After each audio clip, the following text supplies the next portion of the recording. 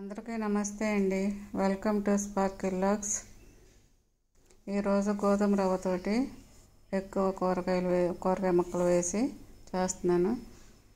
ఒక కళాయిలో పల్లీలు వేసుకొని వేపుకోవాలి.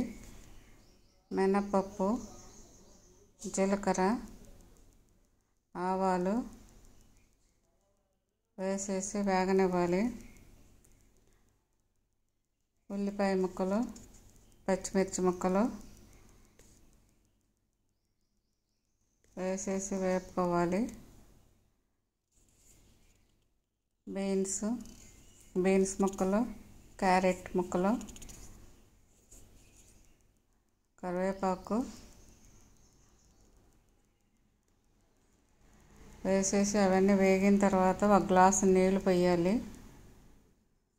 ఒక గ్లాసు పాలు కూడా పోయాలి.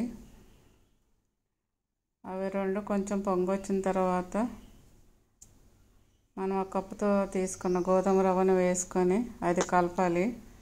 అది కలిపేటప్పుడే ఇది ఉప్పు కూడా కొంచెం వేసుకొని కలపాలి. మీ టేస్ట్కి తగినంత. గోధుమ ఉప్మా రెడీ అండి. నా ఛానల్ లైక్ చేయండి, షేర్ చేయండి, సబ్స్క్రైబ్